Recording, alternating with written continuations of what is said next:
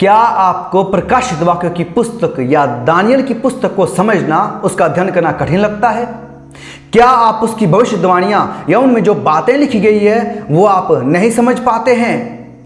तो हम आपके सामने हाजिर हैं प्रकाशित वाक्यों और दानियल की पुस्तक में जो भविष्यवाणियां हैं उनका अध्ययन करने के लिए। क्या आप तैयार हैं? क्या आप दानियल और प्रकाशित वाक्यों में गोता लगाना चाहते हैं और गहराई से अध्ययन करना चाहते हैं? तो हम आपका स्वागत करते हैं। मैं आपका दोस्त और होस्ट नवीन कुमार चंद बाइबल आस्क टीम की तरफ से आप सभी का हार्दिक स्वागत करता हूं। और आज हम प्रकाशित वाक्यों की पुस्तक से खास अध्ययन करने जा रहे हैं। पिछली वीडियो में हमने अध्ययन किया था 6 मुहरों के बारे में। वो 6 मुहरें जिनको खोलने के लिए कोई यूहन्ना को नहीं दिख रहा था, जिसके कारण वो रोया और आखिर में वो क्या देखता है कि वध किया हुआ मेमना उनको खोलने के योग्य है। तो हमने 6 मुहरों को खोल दिया, यानी कि उनके बारे में हमने अध्ययन कर लिया। आज हम 7वीं मुहर के बारे में अध्ययन करने जा रहे हैं।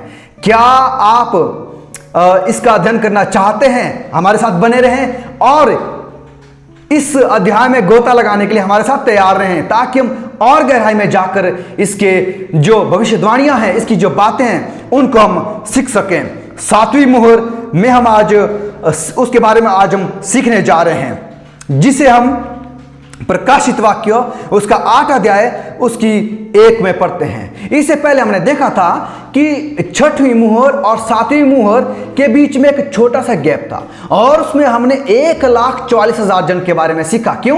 क्योंकि 6वीं मुहर कहती है कि उनके सामने कौन ठहर पाएगा जब वो बड़े प्रकोप का दिन, बड़े महान वो यीशु मसीह के दूसरे आगमन का दिन आएगा, तो उस समय कौन ठहर पाएगा।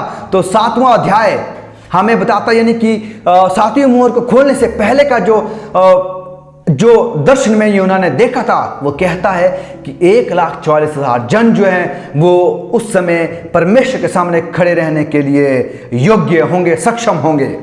और उसके बाद अब जो वो 7वीं मुहर पर आता है और देखते हैं 8:1 में क्या लिखा गया है। और जब उसने 7वीं मुहर खोली तो स्वर्ग में आधे घंटे तक सन्नाटा छा गया, शांत। प्रकाशित वाक्य 8 अध्याय उसकी 1 आयत। अब आप सोच रहे होंगे कि ये कैसा? पहली 4 मुहरें खोली तो उसमें 4 घोड़े निकले और 5वीं मुहर में हमने देखा कि किस तरह से वो संकट का समय था। 6वीं मुहर में हमने देखा कि वो संकट का समय और कैसा कितना बढ़ जाता है। और उसके बाद हमने 1,44,000 जन उन लोगों के बारे में सीखा जो क्या करते हैं, परमेश्वर के सामने खड़े होने में सक्षम होंगे। और अब हम 8 अध्याय में 7वीं मुहर के बारे में बातचीत कर रहे हैं। जब 7वीं मुहर यीशु मसीह ने खोली, उस वध किए हुए मेमने ने खोली, तो स्वर्ग में आधे घंटे तक सन्नाटा छा गया। यदि आप अध्याय 4, 5 और 6 में याद करेंगे तो स्वर्ग में लगातार स्तुति हो रही है, महिमा हो रही है, दंडवत किया जा रहा है और इस प्रकार कोई सन्नाटा नहीं। वहां शोरगुल है, महिमा का, परमेश्वर की हमदोसना का वहां पर क्या है, हो रही है। इस समय मौन रहने का कारण क्या है? क्यों यहां लिखा गया कि सन्नाटा छा गया, कि पिता के अलावा वहां कोई नहीं है? जब मसीह दूसरी बार आता है, जब उनका दूसरा आगमन होता है, तो सभी पवित्र स्वर्गदूत उसके साथ कहां आते हैं? धर्मी लोगों को लेने के लिए आते हैं। मत्ती उसका 25 अध्याय उसकी 31 आयत। सभी स्वर्गदूत की सेना मसीह के साथ इस धरती पर आती है और इस तरह से स्वर्ग में क्या होता है? सन्नाटा छा देता। वहां कोई नहीं है पिता के छोड़, पिता ही वहां पर है और वहां पर सन्नाटा हो जाता है, शांति, मौन होता है। क्योंकि वो कितना खुशी का समय होगा जब यीशु मसीह अपने स्वर्गदूतों के साथ अपने बच्चों को लेने के लिए आएगा। कितना महान वादा होगा जो पूरा उसने किया जाएगा। आगे पढ़ते हैं, स्वर्ग में सन्नाटा क्यों है? 6वीं मुहर में मसीह के दूसरे आगमन के चरम सीमा पर ले जाती है। मसीह का जो आगमन है उसको बिल्कुल ऊंचे पर लेकर जाती है वो, लेकिन उसका वास्तविक रूप प्रदर्शित नहीं होता है कि वो वास्तव में होगा कैसा। घटनाओं को उस समय तक सूचीबद्ध किया जाता है, लेकिन फिर रुक जाते हैं। 6 छठवीं तुरी तक क्या, छठवीं मुहर तक क्या होता है कि उस समय तक सारी घटनाओं को बताया गया जो हम इतिहास में पढ़ते हैं। उस समय के बाद एक छोटा सा गैप, एक छोटा सा अंतराल आता है, रुक जाते हैं कुछ समय के लिए। अध्याय 7 बताता है कि जब वो आएगा तो कौन खड़ा होने में सक्षम होगा। 7 अध्याय में हमने वो पढ़ा। लेकिन दूसरे आगमन में प्रदर्शित होने वाले उसके व्यक्तिगत का भी वर्णन नहीं देता। इस प्रकार हम यहां पाते हैं कि 7वीं मुहर में मसीह का दूसरा आगमन, सन्नाटे की इस अवधि की लंबाई, अगर हम इसे भविष्यवाणी समय में मानते हैं तो यह लगभग 7 दिन की होगी। क्या लिखा वहां पर? आधे घंटे तक सन्नाटा छा गया। आधे घंटा, आइए इसके बारे में जानते हैं। आधे घंटे की जो लंबाई है वो लगभग कितनी होगी? 7 दिन की होगी। आइए जानते हैं इस बारे में। अगर दानियल, मैं आपको प्रमाणित करना चाहता हूं, दानियल एंड रेवलेशन 1909 475 और 476 पेज में उरिया स्मिथ के द्वारा लिखा गया है। स्वर्ग में सन्नाटे के लिए समय की लंबाई लगभग जो 7 दिन या 7.5 दिन है। आधा दिन मसीह और सभी स्वर्गदूतों के लिए स्वर्ग से पृथ्वी पर आने के लिए लिया गया है। 7.5 दिन का समय है, लेकिन जो आधा दिन है वो मसीह को स्वर्ग से पृथ्वी पर आने के लिए लगता है। धर्मी मृतकों को जीवित करने के लिए जीवित धर्मियों को परिवर्तित करें और उसके आगमन की चमक से उस समय जीवित रहने वाले दुष्टों का नाश होगा। फिर धर्मी स्वर्गदूत और मसीह को वापस स्वर्ग में पहुंचने के लिए 7 दिन लगते हैं। कितने दिन? 7। कितनी महान बात है ये! कैसे परमेश्वर ने अपने दासों के जरिए से इन बातों को बताया। बहुत महान है। हम शायद इसको समझ भी नहीं सकते, इसको समझने की कोशिश करते हैं। जब दूसरे आगमन से व्यवहार करने वाले पद्यांश को हम देखते हैं जो दूसरे आगमन के बारे में बताते हैं, तो आप पाएंगे कि वे मसीह के संदर्भ में हैं, ना कि पिता के। मसीह आता है, पिता नहीं। पिता परमेश्वर को दूसरे आगमन के समय में मसीह के साथ पृथ्वी पर आने के रूप में वर्णित नहीं किया गया है। सिर्फ और सिर्फ मसीह और स्वर्गदूत जो है दूसरे आगमन में आते हैं। इस प्रकार हम केवल यह निष्कर्ष निकाल सकते हैं कि स्वर्ग में यीशु की वापसी और सभी बचाए हुओं का इंतजार कर रहा है। कौन? पिता। भविष्यवाणी समय में प्रतीक मसीह के दूसरे आगमन का विस्तार करते हैं। आइए जानते हैं। इसका मतलब यह होगा कि वर्ष दिन का जो सिद्धांत है, वर्ष पीछे दिन का जो सिद्धांत है, अभी चल रहा है। और इस तरह एक दिन अभी भी 1 वर्ष के बराबर है। आप गिनती उसका 14 की 34, यहेजकेल उसका 4 की 6 में पढ़ सकते हैं। फिर आधे घंटे का समय कब तक रहेगा? कितना होगा? एक दिन में 24 घंटे होते हैं। एक बाइबल वर्ष में 360 दिन होते हैं। इस प्रकार 24 घंटे एक दिन का, अर्थात 360 दिन 1 वर्ष के होते हैं। इस प्रकार 1 घंटा 15 दिन। आप 360 को 24 से भाग कर सकते हैं और आधा घंटा यानी कि 7.5 दिन। अगर एक घंटा 15 दिन का है तो आधा घंटा 7.5 दिन का होगा। तो इस 7.5 दिन में आधा दिन यीशु और स्वर्गदूत को पृथ्वी पर पहुंचने के लिए और 7 दिन यहां से वापिस जब उसके बच्चे उसके साथ स्वर्ग के लिए जाएंगे। कितना महान! क्या आप वहां होंगे? सवाल आपके और मेरे लिए, क्या आप वहां होना चाहेंगे? तो आइए इसके बारे में सीखते हैं और जानते हैं आगे परमेश्वर का वचन हमसे क्या कहता है। 8 अध्याय की 2 आयत। और मैंने उन 7 स्वर्गदूतों को जो परमेश्वर के सामने खड़े रहते हैं देखा और उन्हें 7 तुहरियां दी गई। अब यहां पर क्या देखा कि 7 स्वर्गदूतों को देखा जो परमेश्वर के सिंहासन के सामने खड़े रहते हैं और उन्हें 7 तुहरियां दी गई। अब हम मुहरों में से एक और भविष्यवाणी की शुरुआत करने जा रहे हैं। मुहरों की जो 7 मुहरें थी हमने पढ़ ली, लेकिन 7वीं मुहर से क्या निकलता है हम देखते हैं। उसके बाद 7 तुहरियां निकलती हैं। तो तुहरियों के बारे में जो हम पढ़ेंगे, यहां पर हम उसकी शुरुआत देखते हैं। यहां हमारे पास 7 स्वर्गदूत हैं जो सिंहासन के सामने खड़े हैं और प्रत्येक को एक तुरी दी गई है। आइए इसके बारे में और आगे पढ़ते हैं। हम यिर्मयाह उसका 4 अध्याय की 5 से 6, 19 से 21 में पाते हैं कि एक तुरी निम्नलिखित के प्रतीक के साथ जुड़ी है। निम्नलिखित वो चीजों को दर्शाता है। क्या, मैं पढ़ना चाहूंगा। पहला, युद्ध की ललकार का प्रतीक है तुहरी। दूसरा, युद्ध की तैयारी का प्रतीक है तुहरी। और तीसरा, एक चेतावनी के रूप में इस्तेमाल की गई थी तुहरी। योएल उसकी 2 की 1।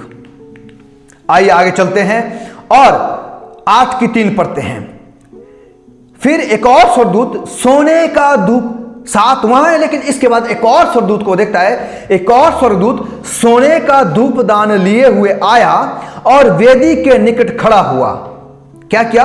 वो स्वर्गदूत आया और धूपदान, सोने का धूपदान उसने लिया हुआ है और वेदी के निकट, वेदी कहां है? परमेश्वर के स्वर्गीय पवित्र स्थान में वेदी है। और वेदी के निकट खड़ा हुआ और उसको बहुत धूप दिया गया और कि सब पवित्र लोगों की प्रार्थनाओं के साथ उस सुनहली वेदी पर जो सिंहासन के सामने है चढ़ाए। उसे बहुत धूप दिया गया। जो पवित्र लोगों की प्रार्थना है, तो धूप किसको दर्शाती है? वो प्रार्थनाओं को दर्शाती है। बहुत धूप गया मतलब पवित्र लोगों की प्रार्थनाओं को वो दर्शाती है। और उस धूप का धुआं पवित्र लोगों की प्रार्थनाओं सहित स्वर्गदूत के हाथ से परमेश्वर के पास पहुंच गया। आइए इसके बारे में और गहराई से अध्ययन करते हैं। यह स्वर्गदूत उन स्वर्गदूतों में से नहीं है, यह अलग है जिनके पास 7 तुरियां हैं। ये अलग स्वर्गदूत है। वह स्वर्गीय पवित्र स्थान के पवित्र स्थान में धूप की वेदी के सामने खड़ा होता है, क्योंकि यहां सोने की धूप की वेदी है। तो सोने की धूप की वेदी कहां रखी गई थी? वो पवित्र स्थान में जो रखी गई थी। एक तरफ को सोने का दीवट, एक तरफ को जो रोटी की मेज और सामने में क्या था? धूप की वेदी थी। आप निर्गमन उसके 30 की 1 से 3 में आप पढ़ सकते हैं। यह स्वर्गदूत कौन है? अब सवाल ये आता है। 7 स्वर्गदूत अलग है, लेकिन यह स्वर्गदूत कौन है? यह जानने के लिए कि यह स्वर्गदूत कौन है, हमें यह देखने की जरूरत है कि वह क्या कर रहा है और अन्य भविष्यवाणियों पर भी गौर करें। आइए आगे चलते हैं और इस स्वर्गदूत के बारे में जानते हैं। यहां पर हम देखते हैं वेदी, निर्गमन उसकी 30 उसकी 1 से 10 में आप तुलना कर सकते हैं। धूपदान लयवस्था उसकी 10 की 1 में आप तुलना कर सकते हैं, देख सकते हैं। बहुत धूप, संतों की प्रार्थना के साथ धूप की वेदी पर चढ़ाने के लिए इस स्वर्गदूत को धूप दिया गया था। यह अकेला महायाजक था जो सोने की वेदी पर धूप चढ़ाता था। अकेला महायाजक है जो सोने की धूप पर क्या करता है? धूप वेदी पर धूप चढ़ाता है। निर्गमन उसका 30 की 7 से 8 और 34 से 38 में आप पढ़ेंगे। हमारे पास स्वर्ग में एक महायाजक है और वो यीशु मसीह है। इब्रानियों 4 की 14। ध्यान दीजिए कि स्वर्गदूत को ईश्वर के समक्ष संतों की प्रार्थना के साथ धूप अर्पित करना था। इसे महायाजक की मध्यस्थता के कार्य के रूप में जाना जाता है। जब क्या करता था? जब आप जो संसारिक पवित्र स्थान था, जब आप उसके बारे में पढ़ेंगे तो जो महायाजक था वो क्या करता था? जो धूप है उसमें उसको जो है किस रूप में माना जाता था? जो वहां के लोग हैं उनकी प्रार्थना के रूप में माना जाता था। और वो जो वहां पर धूप जलाता ताकि जो उन लोगों की प्रार्थनाएं हैं वो कहां जाए? परमेश्वर के पास पहुंच जाए। ठीक वैसे ही यीशु मसीह भी स्वर्गीय पवित्र स्थान में आपके और मेरे लिए महायाजक का काम कर रहा है, ताकि हमारी जो प्रार्थनाएं हैं, हमारी विनती है, वो जो किसके पास? परमेश्वर के पास पहुंचाई जाए। यह धूप की वेदी थी जो महायाजक के मध्यस्थ कार्य को से संबंधित थी। उसे लोगों के लिए मध्यस्थता करना था। मसीह हमारा मध्यस्थ है। आप 1 तीमुथियुस 2 की 5 पढ़ेंगे। क्योंकि और धूप उसकी अपनी धार्मिकता है। धूप क्या है? उसकी अपनी धार्मिकता है, जिसे वह पिता के सामने प्रस्तुत करने से पहले हमारी प्रार्थनाओं को शामिल करता है।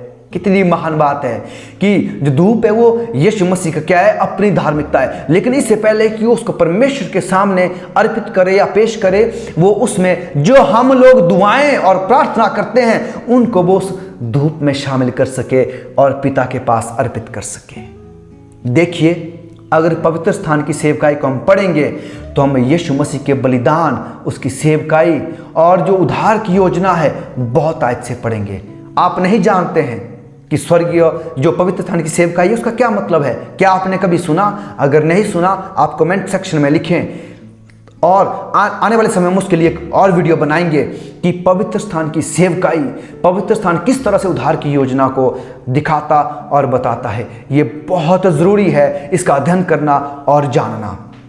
लेकिन अभी हम आगे चलते हैं और आगे पढ़ते हैं। इसके अलावा इस स्वर्गदूत में दया के दरवाजे को बंद करने की शक्ति है।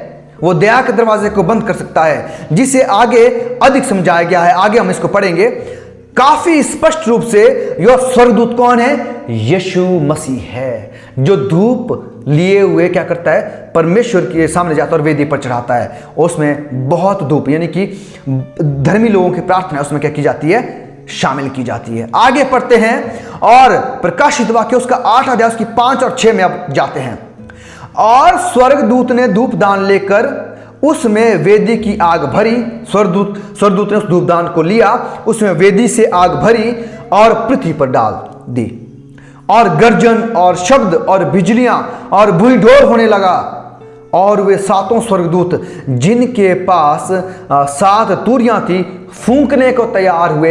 अब उनका काम शुरू हुआ। लेकिन इससे पहले हमें यह जानना बहुत जरूरी है कि उस स्वर्गदूत ने वो धूपदान क्यों लिया, उसमें आग क्यों भरी, उसको पृथ्वी पर क्यों डाला। आइए जानते हैं, पढ़ते हैं कि यहां पर और हम क्या सीख सकते हैं। अगर आग को धूपदानी में डाला जा रहा है तो यह दर्शाता है कि कोई और धूप नहीं दिया जाएगा या नहीं दिया जा रहा। उसके बाद आग को अगर धूपदानी में वापस डाल दिया तो इसका मतलब है कि अब धूप अर्पित या नहीं दिया जाएगा, और इस तरह धूप देना बंद हो जाएगा, बंद हो गया है, क्योंकि धूपदानी पृथ्वी पर डाल दी गई है। यदि मध्यस्थता करना बंद हो गया है, धूपदानी वेदी पर पृथ्वी पर डाल दी का मतलब क्या है कि मध्यस्थता करना बंद कर दिया गया है, तो यह दया का दरवाजा बंद हो गया है।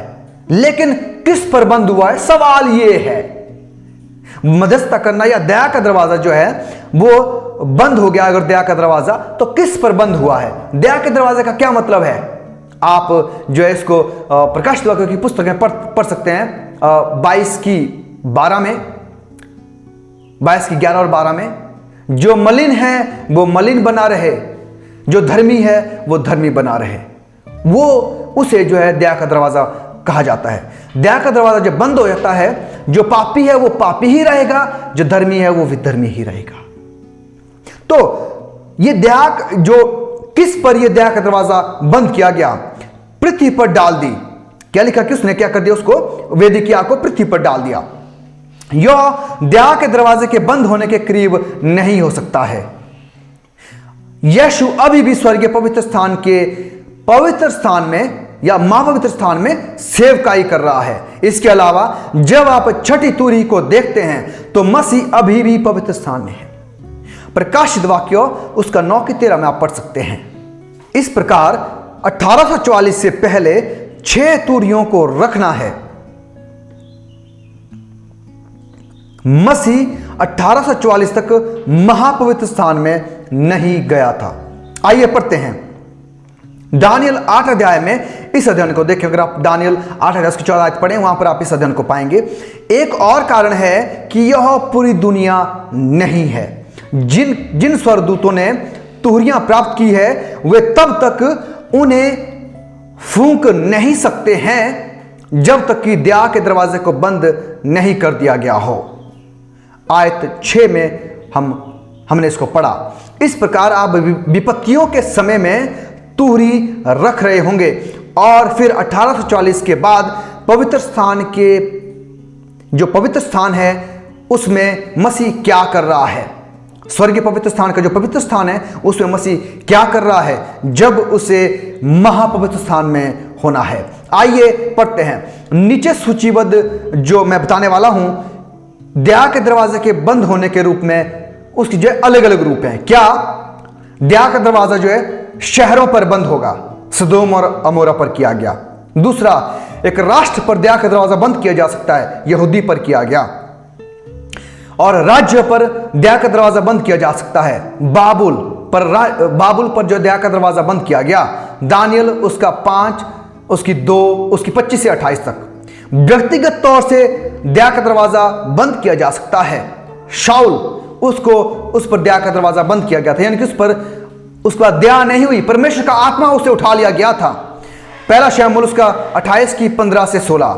दुनिया पर दया का दरवाज़ा बंद किया जा सकता है, जैसे नूह और बाढ़ के समय में हुआ था। तो दया के दरवाजे का क्या मतलब है, बंद होने का क्या मतलब है? कि परमेश्वर की आत्मा को उठा लेना, उसके बाद आप पापी के पापी और धर्मी के धर्मी होंगे। आइए आगे चलते हैं और प्रकाशित वाक्य 8 की 7 में पढ़ते हैं। पहले स्वर्गदूत ने तुरही फूंकी।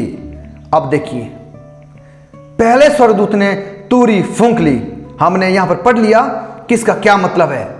और गर्जन, जब हम पीछे 5 और 6 में पढ़ते तो वहां पर लिखा कि गर्जन और शब्द और बिजलियां और भूइंढोल होने लगा। इसका क्या मतलब है? इसका मतलब है कि जो स्वर्ग, आगे हम इसके बारे में और अधिकाई से पढ़ेंगे, लेकिन यहां मैं आपको थोड़ा सा बात बता दूं कि स्वर्गदूतों का जो गति है या चलना फिरना है, उसे जो है गर्जन या बिजलियां या भूइंढोल का शब्द कहा जाता है। इसके बारे में आने वाले आगे अध्याय की जो आगे आयतें हैं उसमें हम बहुत अच्छी तरह से पढ़ेंगे।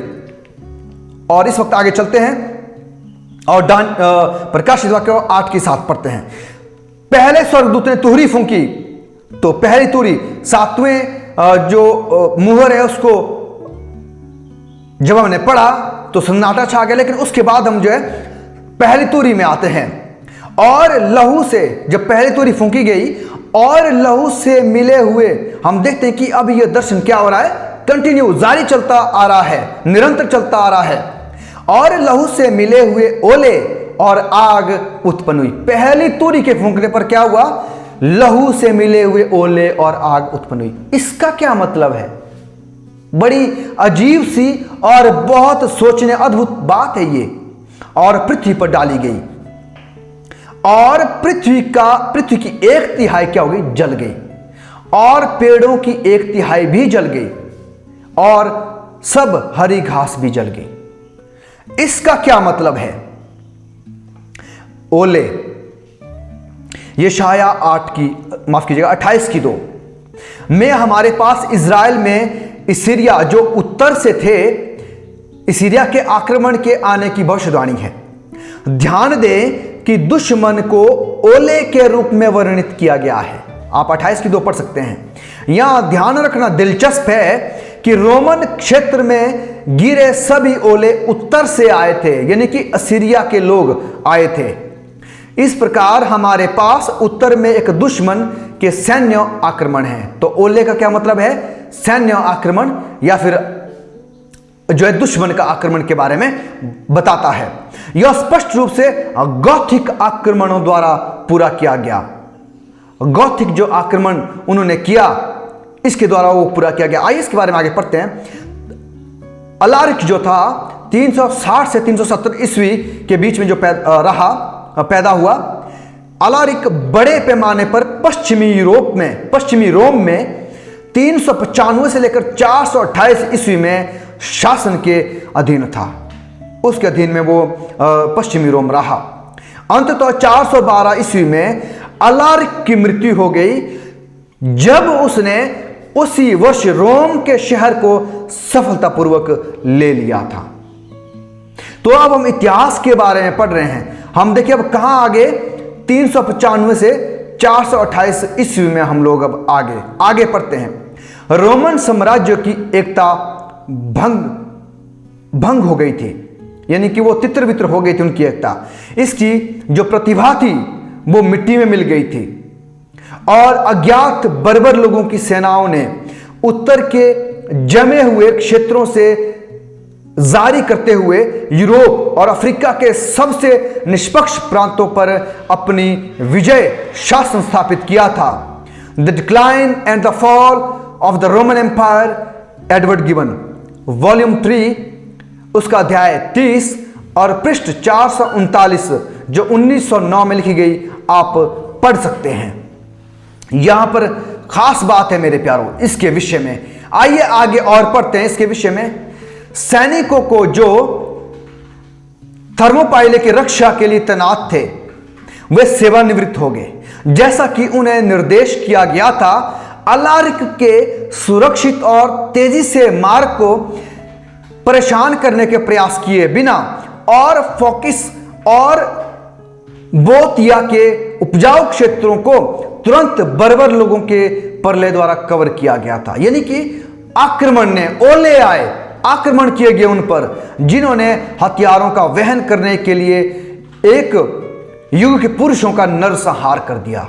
उन्होंने क्या कर दिया? पुरुषों का पूरी तरह से नरसंहार किया और जलवंत गांव की सुंदर महिलाओं को प्रताड़ित करते हुए और मवेशियों को गांव से बाहर निकाल दिया।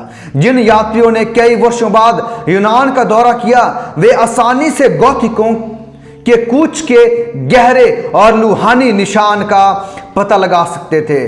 The decline and the fall of the Roman Empire, जो एडवर्ड गिवन द्वारा लिखी गई है, उसका खंड 3 अध्याय 30 और पृष्ठ 255 1909 में ये जो प्रमाणित किया गया है। यहां पर क्या लिखा गया है कि लहू से मिले हुए ओले और आग उत्पन्न हुई। तो क्या हुआ? वो लहू के निशान उस जगह पर देख सकते थे। वो जमीन कितनी लुहानी हो गई थी। आगे पढ़ते हैं, आगे जानते हैं। फोकिस और बोतिया यह आंशिक विनाश का संकेत देता है, जिसका अर्थ है पश्चिमी रोम। अलार्क की मुख्य विजय साम्राज्य के पश्चिमी भाग के विरुद्ध थी। नागरिकों के नरसंहार का उल्लेख नहीं करने के लिए आग ने गांव और ग्रामीण इलाकों को एक जैसा बना दिया। कुछ भी नहीं दिख पा रहा था वहां पर, सब कुछ नाश कर दिया था पश्चिमी रोम को। कैसा ये जो तुहरी फूंकी गई, इससे कैसा शब्द निकला, कैसी आवाज इससे आई कि भविष्यवाणी कहती है कि वो सब कुछ नाश कर दिया गया।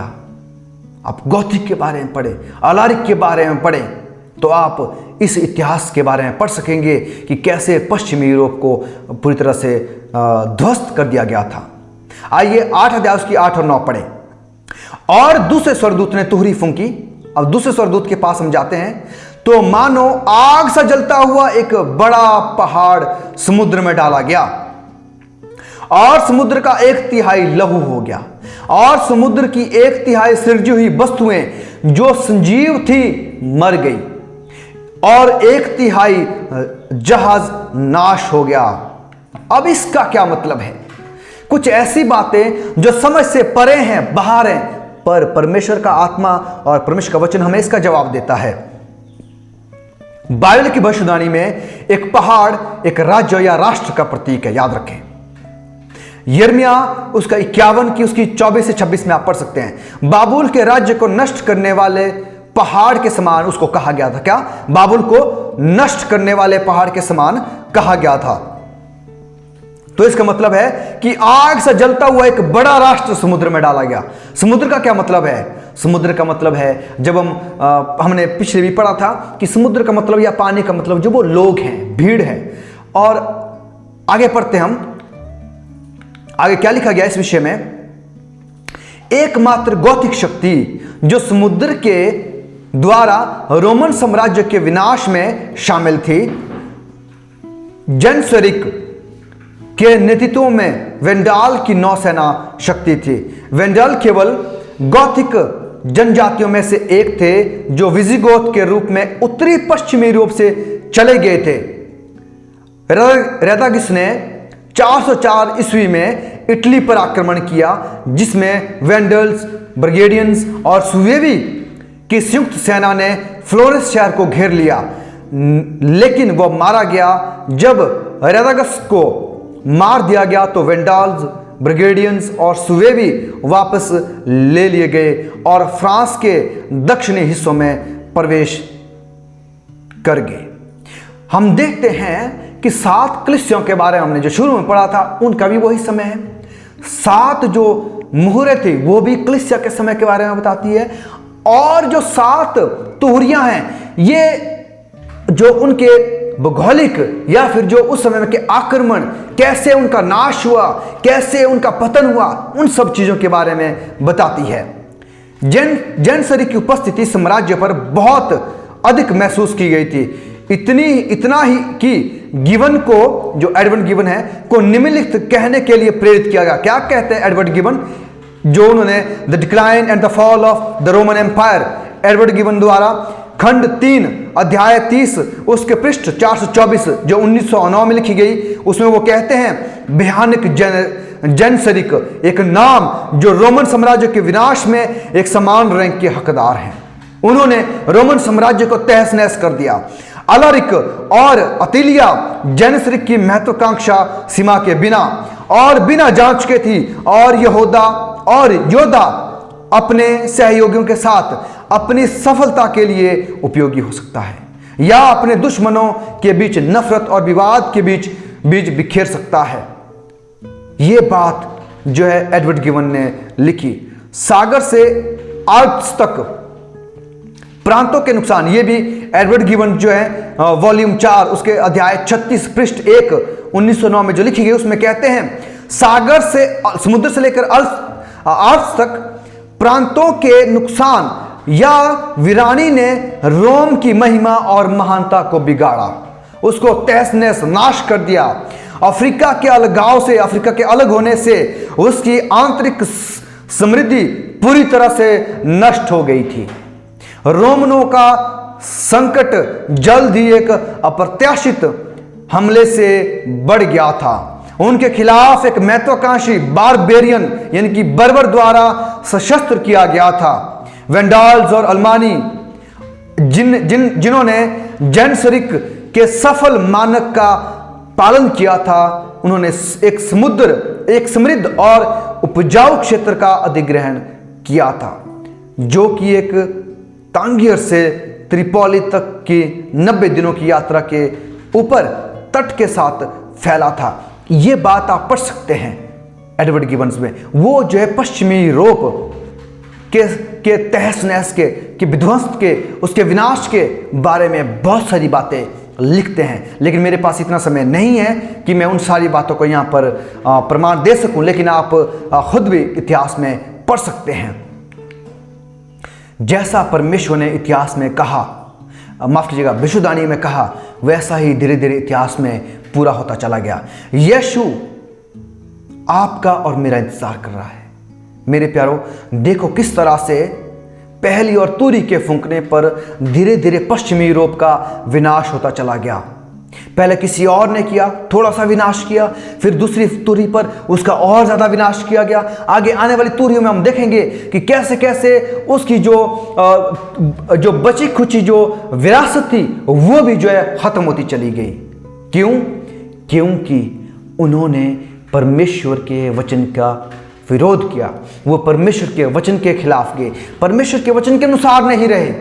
इसीलिए रोमन साम्राज्य जो था वो धीरे धीरे विनाशता की ओर चलता चला गया।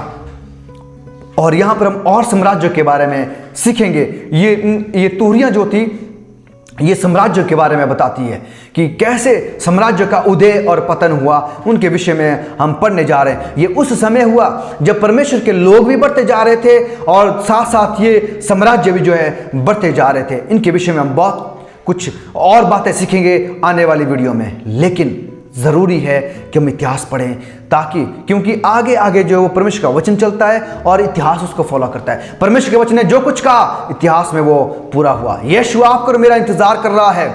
हमें इस इतिहास से सीखना है कि कैसे भविष्यवाणियां पूरी हुई। हम आप और मैं आत्मिक लड़ाई जो लड़ रहे हैं, ताकि हम उसको जीत सके और परमेश्वर में आगे बढ़ सके। हमें अपने पापों पर काबू पाना है, परमेश्वर की आत्मा की ओर से विजयी होना है, क्योंकि परमेश्वर आपको मेरा इंतजार कर रहे हैं। वो आपको मुझको लेने आ रहे हैं। तो इन भविष्यवाणियों के जरिए से हम अपने विश्वास को और मजबूत करें। इतिहास को पढ़कर हम जानें कि परमेश्वर जो वो ज्ञानवान परमेश्वर है और वो भविष्य को जानता है। परमेश्वर आप सभी को बहुत से आशीष दे और आपको आखिरी समय में जानने में मदद करे कि अंत का समय कौन सा समय है, कैसे हम अंत के समय के बारे में जान सकते कि ये हम अंत के समय में रह रहे हैं। आप इस चैनल को सब्सक्राइब करें और कमेंट करें, लाइक करें और दूसरों के साथ शेयर करें। हो सकता है कि आपके लिए बहुत अटपटा सा या अजीब सा लग रहा हो, पर आप परमेश्वर के वचन और इतिहास को और गहराई से पढ़ने के लिए हमारे साथ बने रहे, क्योंकि आने वाले वीडियो में हम और भी बहुत सारी बातों को सीखने जा रहे हैं। परमेश्वर आप सभी को बहुत अच्छी आशीष दे। आमीन।